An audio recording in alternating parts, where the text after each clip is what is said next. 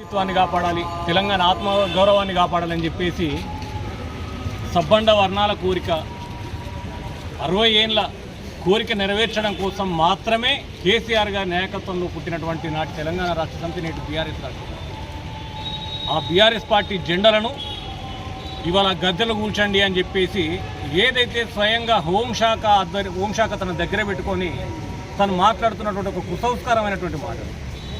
ఒక హోంశాఖ మంత్రిగా ఉన్నటువంటి రేవంత్ రెడ్డి నేను హోంశాఖ మంత్రిని అనే సోయి కూడా మర్చిపోయి ఇవాళ తెలంగాణ రాష్ట్రంలో ఉన్నటువంటి బీఆర్ఎస్ పార్టీ గద్దెల కూల్చమంటే ఒకనాడు తెలంగాణ వచ్చిన రోజు రేవంత్ రెడ్డిని ఒక విలేకరు అడుగుతాడు, తెలంగాణ వచ్చింది కదా నువ్వు సంతోషపడుతున్నావా అంటే, అవును తెలంగాణ వచ్చింది, నాలాంటి వాళ్ళకి ఎన్నో అవకాశాలు వస్తే మేము సంతోషపడకపోతే ఏం చేస్తామన్నావు.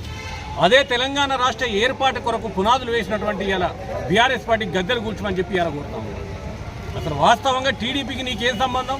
ఇవాళ నువ్వు కాంగ్రెస్ పార్టీ ముఖ్యమంత్రివి, అటు బీజేపీ భజన చేస్తావు, ఇటు టీడీపీ భజన చేస్తావు. నీ ఇష్టరాజ్యం ఎటుపోతుందో అర్థమవుతుంది నీ మాటలు. ఒక ముఖ్యమంత్రి అన్న సోయి మర్చిపోయాను మా చేస్తున్నటువంటి ప్రకటనలు నిజంగా కూడా శాంతి భద్రతలకు విఘాతం కలిగించే విధంగా ఉన్నాయి. కాబట్టి చట్టానికి ఎవరు అతిథులు కాదు.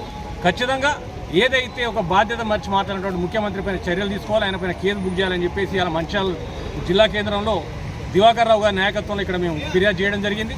వీటిపైన స్పందించాలి, ఖచ్చితంగా వాటిపైన కేసులు బుక్ చేయాలి. ఎందుకంటే తెలంగాణ హక్కులను కాపాడినటువంటి పార్టీ బీఆర్ఎస్ కేసీఆర్ గారి నాయకత్వం.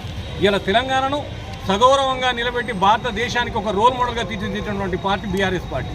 అట్లాంటి బీఆర్ఎస్ పార్టీ గద్దెలు కూర్చోమని చెప్పేసి నువ్వు ఏదైతే కాంగ్రెస్ పార్టీ బూట్లు నాకుండా తెలుగుదేశం పార్టీకి సపోర్ట్ చేస్తున్నావో దాన్ని మేము తీవ్రంగా ఖండిస్తున్నాం.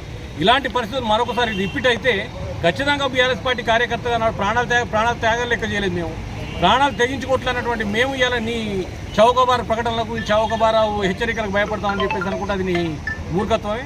ఖచ్చితంగా నీ మాటలు ఉపసంహరించుకోవాలి, లేదంటే పోలీసులు వారిపైన చర్యలు తీసుకోవాలని చెప్పేసి డిమాండ్ చేస్తాం.